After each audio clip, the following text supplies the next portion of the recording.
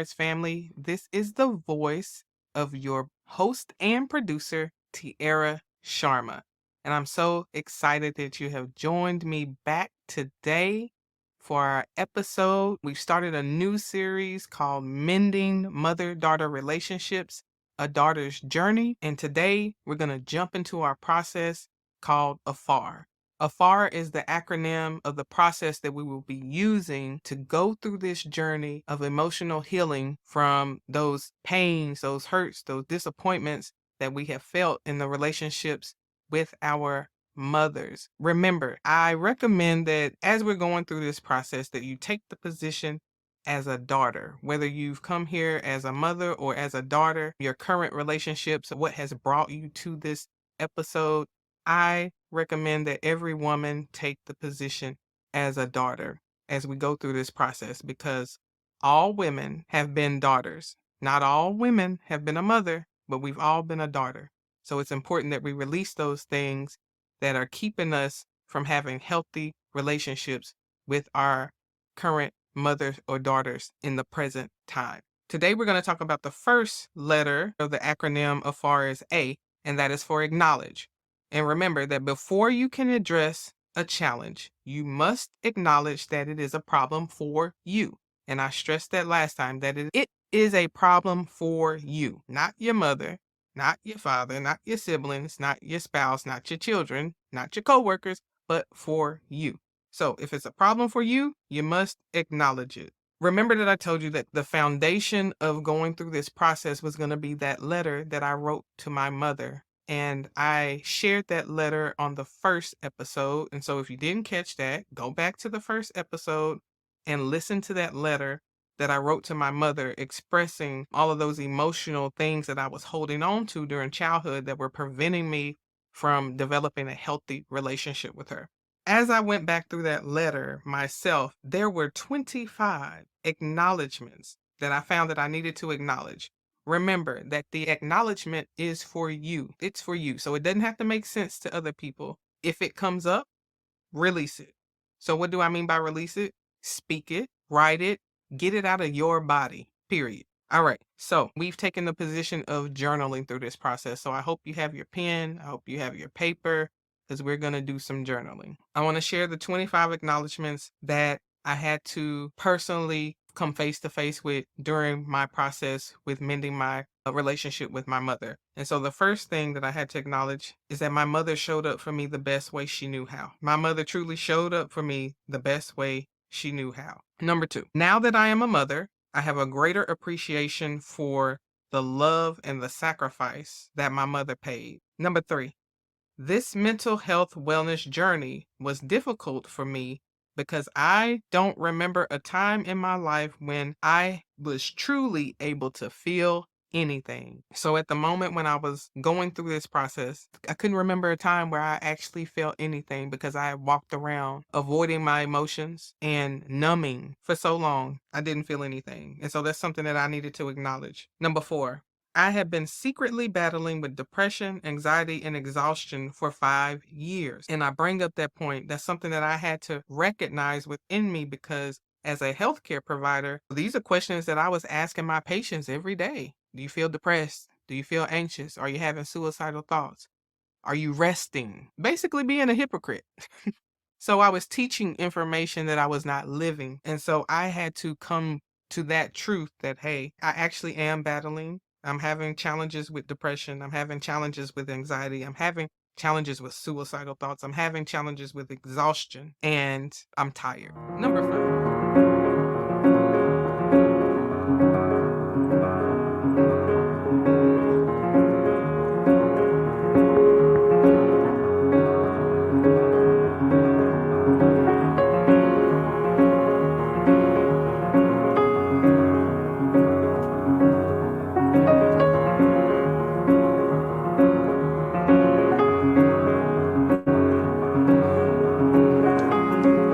I'm tired. Number 5, I was exhausted from working 12-hour shifts at the hospital and I experienced burnout. So we know that our work, where we work, what we do has a direct impact on our mental health. And so it was important for me to recognize that my job the way that I was working, the way that I was pushing my body, just the stressful condition and environment that I was working in, that I was exhausted from that. Number 6, I felt like I wanted to die because the stress, debt, bills, lack of support, lack of family as I knew it, and everything around me that kept me sane and distracted was gone. It's very important to note because my behavior was dysfunctional. The way that I was living, it was dysfunctional whether I was with family in a comfortable position or not. But being separated and moving away from my family just kind of exposed everything, that I wasn't living a healthy, balanced life. It exposed that I was having unhealthy thoughts and emotions because there were no distractions to keep my mind off of those things, that negativity that was going on the inside of me. So I needed to acknowledge that. Number 7, I was totally empty and felt like I had nothing to look forward to in life. Number 8, I felt empty, lonely, and hopeless. Number 9, if paying bills and dying was all there was to life, I didn't want to live anymore. Number 10, age 30 was the moment I realized I could no longer hide behind the I'm good mask. How many of you have ever hidden behind that mask? Oh, I'm good. No matter what's going on in your life. I'm good. I'm good. I'm good. Yes, we have to have discernment. We have to know who we can tell information to and who will probably tell the whole block. You probably don't want to tell that person. But you must be able to tell somebody. First and foremost, we can take all of our concerns to God. But then God gives us people. So you can ask God, who are my people? Who can I talk to about these issues, these feelings, these challenges that I'm having? All of us need a place to release our emotions and just be able to show our humanity and compassion for one another. So, yeah, ask God who your people are. Number 11, I do not tell the truth about how I feel. That was a big one for me because I was one who always said I kept it real. But if I'm telling people that I'm always good when I'm not, then I'm a liar. I had to admit that I was a liar, that I lied about how I feel. That needed to be acknowledged so I could move forward. Number 12, I do not feel I have a safe space to be acknowledged and heard. Number 13, I had to identify my emotional triggers. And for me, my mother asking me for money was an emotional trigger. I felt tension, I felt stress, I felt anxiety, and an overall negativity overcome my body when my mother would ask me for money. And I had to acknowledge that. I have formed unhealthy emotions during my childhood that had not been expressed. Number 14, I was disappointed because I heard about the smart, talented woman that everyone talked about at church, but I never saw that woman. She never emerged. That was part of.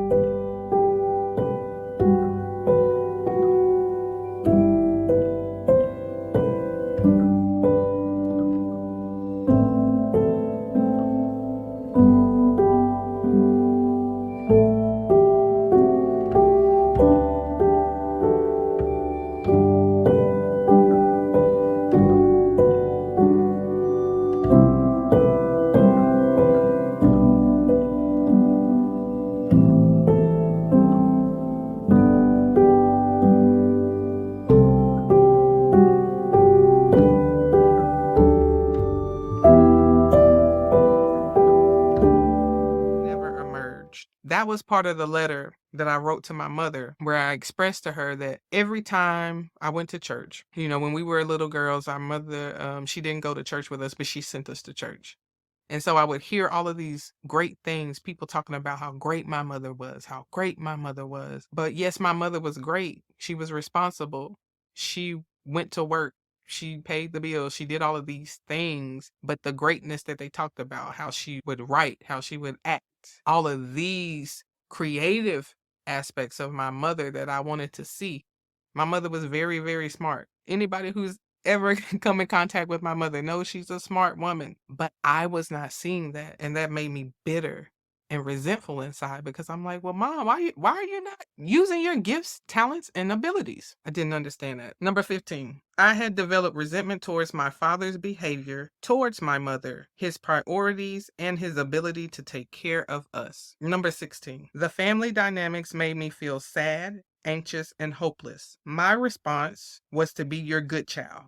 Number 18, I realized I was having a traumatic response to angry, yelling men. That's very important because it affects leads into number 19, that the childhood experiences with anger and with yelling shaped the way I experienced my husband's emotions. And it also affected how I experienced my children. Number 20, I developed resentment towards my mother because I did not understand why we continued to stay in a verbally and emotionally abusive home environment that left us feeling unsafe, unloved, unprotected, and sad. Number 21, I was in an unhealthy codependent relationship with my mother. Number 22, I felt misused and abused by the continual direct and indirect ask for my emotional and financial support. Number 23, I felt that my mother used me for the support she wished she could receive from my father. Number 20, I cannot continue to send you money because I have my own family now. I have to prioritize the needs and wants of my family first. And then last, number 25, I needed a separation from my mother in order to heal and step into the fullness of my life. So, as you can see, 25 acknowledgments, and those were the first 25 that came to my mind. And those were based off of that letter that I wrote to my mother in December of 2020 to express all of those emotions that I was holding on to. Now,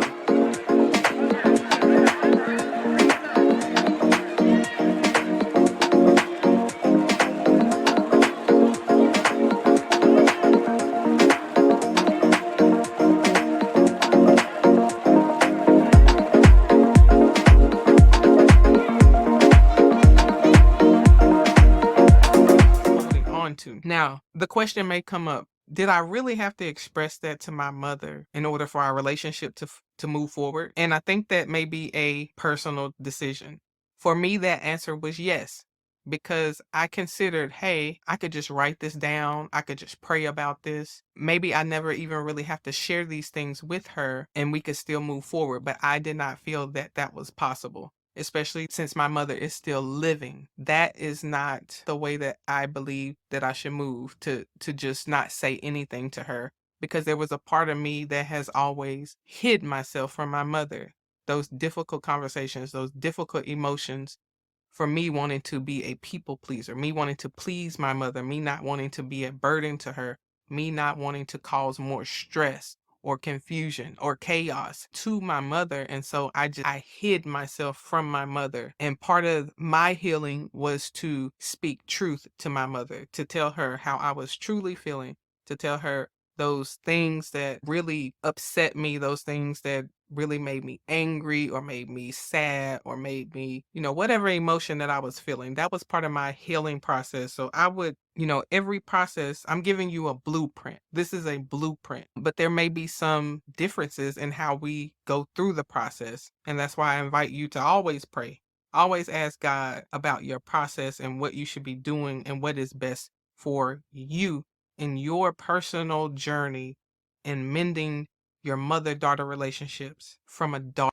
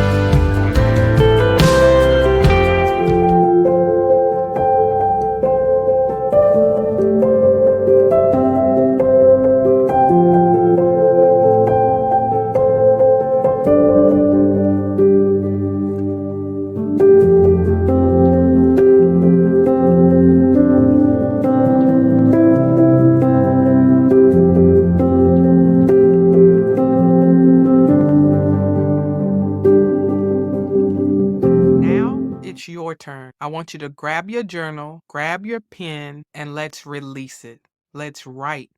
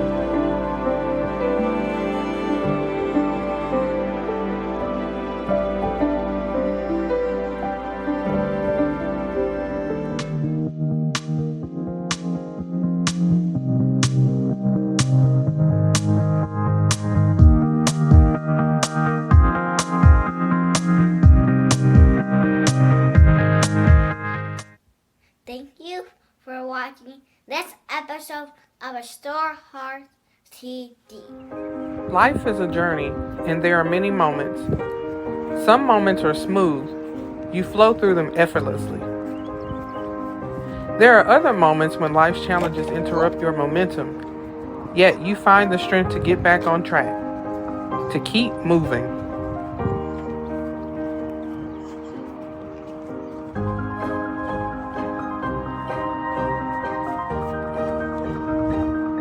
So even if you have to crawl to make it there, do it, because victory belongs to you. You are equipped to handle every part of the journey. You were created to overcome this. Don't give up. I love you.